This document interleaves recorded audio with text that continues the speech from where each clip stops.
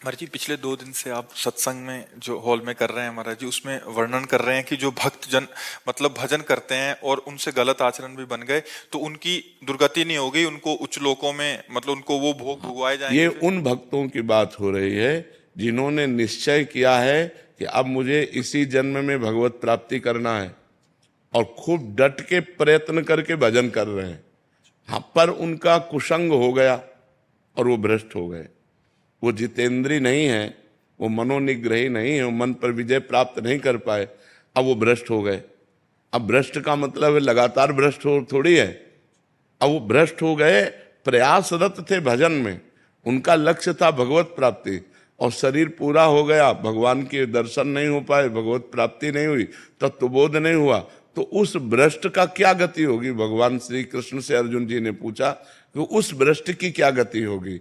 तो भगवान ने बताया कि ऐसे जो भ्रष्ट होते हैं वो नरक तो जा नहीं सकते, क्योंकि भगवान का नाम जप करते थे, भगवान के मार्ग में थे, भगवान के आश्रित थे, वो नर्क नहीं जा सकते।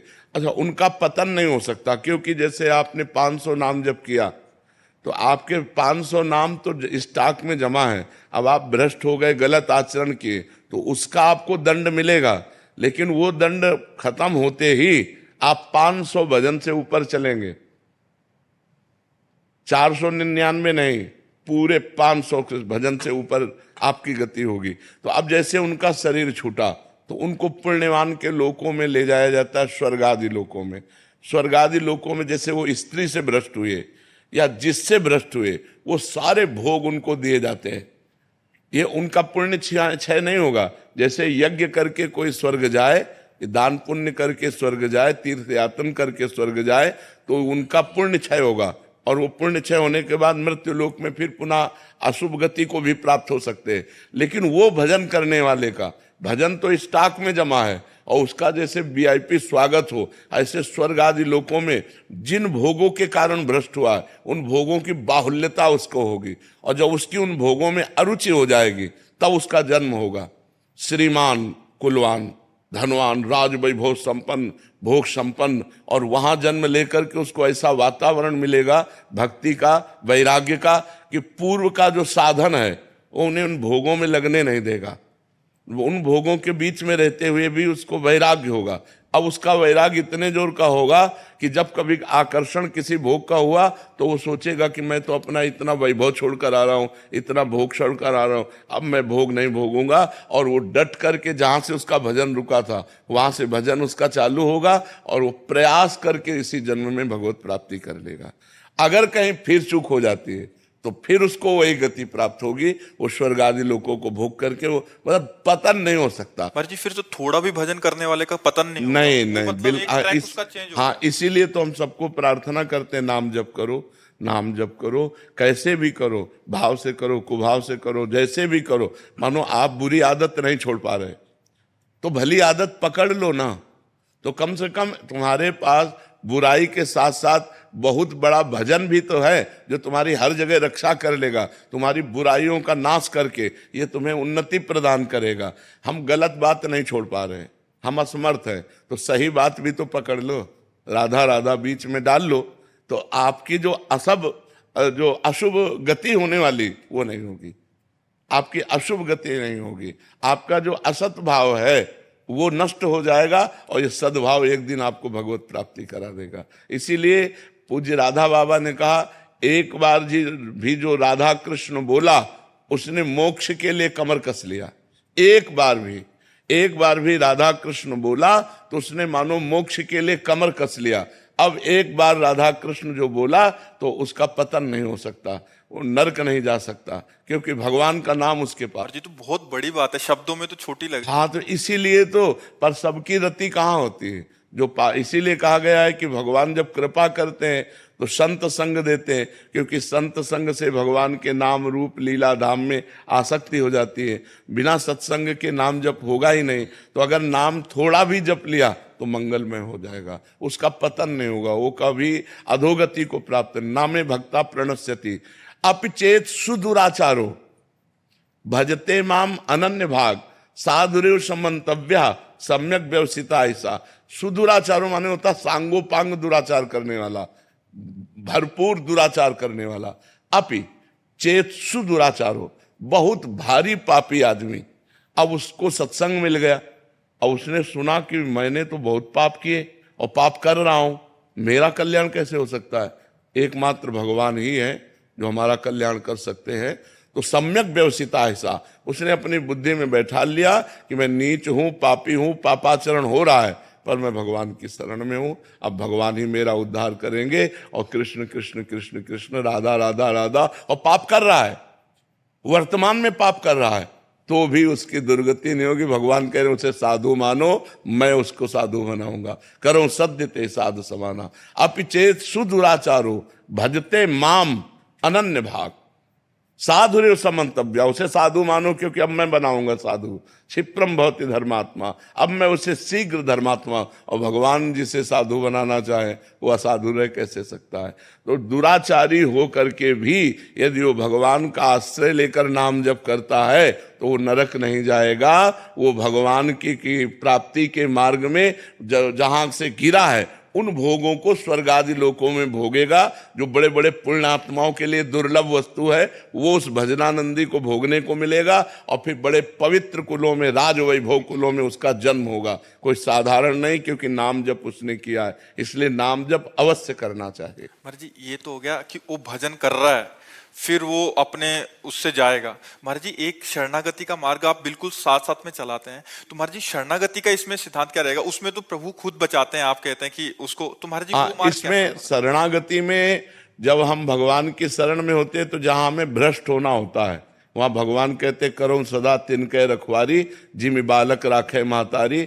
अगर अभिमान है भगवान की शरणागति होने के बाद भी तो गिरना पड़ेगा, नहीं तो भगवान बचा लेंगे। और भगवान का शरणागत अगर गिर भी जाता है तो इसी जन्म में उसको इतना कष्ट दिया जाएगा कि उसके पाप का मार्जन हो जाएगा, और अंत में भगवान उसकी स्मृति बनेंगे और उसको ये सब अगला जन्म नहीं होगा, स्वर्ग नहीं जाएगा, वो इसी जन्म में भगवान को प्राप्त। भगवान उसके अहंकार का भी नाश करने का विधान करते हैं। हाँ करेंगे, जरूर करेंगे, क्योंकि वो तो ऐसा ही है ना। हाँ तो भगवान उसके अहंकार का विनाश करेंगे, और उसको ये नहीं सोचना चाहिए कि भगवान ने हमारी रक्षा क्यों नहीं की, क्योंकि तुम्हारा अहंकार जो है वो उसका नाश करने के लिए कि तुम कुछ नहीं हो। जब ये समझ में आ जाए मैं कुछ नहीं हूं और हे नाथ केवल, तो भगवान केवल इस संबंध से कल्याण कर देंगे।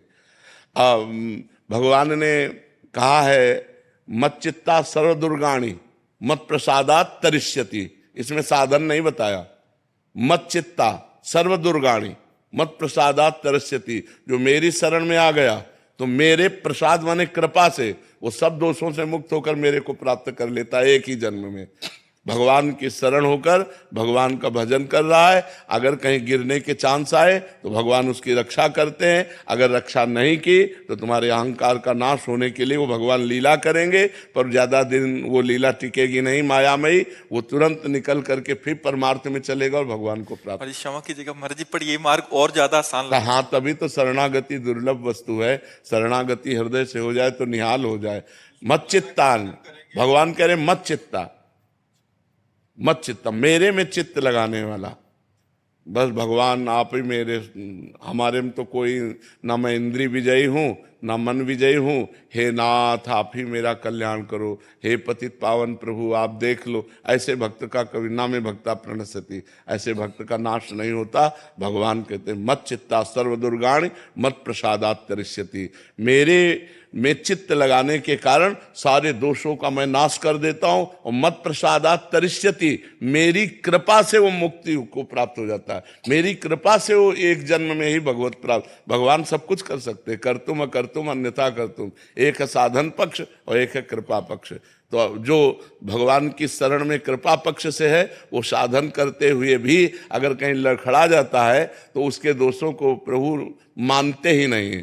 जन अवगुण प्रभु मान न काऊ, दीन बंधु अति मृदुल स्वभाव, उसके दोषों को मानते नहीं, दोष है उसका कल्याण कर देते। मत प्रसादात तरिष्यति, मेरी कृपा से वो पार हो। महाराज जी एक और समाधान चाहिए। महाराज जी साधन पक्ष भी देते हैं प्रभु और कृपा पक्ष भी देते हैं। महाराज जी कृपा पक्ष किनको देते हैं महाराज जी? जो सत्संग में, साधु महात्माओं के सत्संग में अपने को अनाधिकारी समझ पाए, कि मैं तो नहीं मन को जीत पाऊंगा, इंद्रियों को भी नहीं जीत पाऊंगा, पर भगवान को तो प्राप्त ही करना है। तो हे भगवान, मैं आपके शरण में हूँ, मैं जैसा भी हूँ, हे पतित पावन, हे भक्त जन रंजन, जैसा भी हूँ नाथ मैं आपका हूँ। अब आप देख लो, आपको जो कराना है हमसे करा लो, भजन कराना है भजन करा लो, जितेंद्रियता जैसे आप चाहो वैसे चला लो प्रभु, मेरे बस में नहीं, मैं तो सिर्फ आपकी, हे नाथ मैं आपकी शरण में हूँ। अंदर से जो बार बार भगवान की वो शरणागति,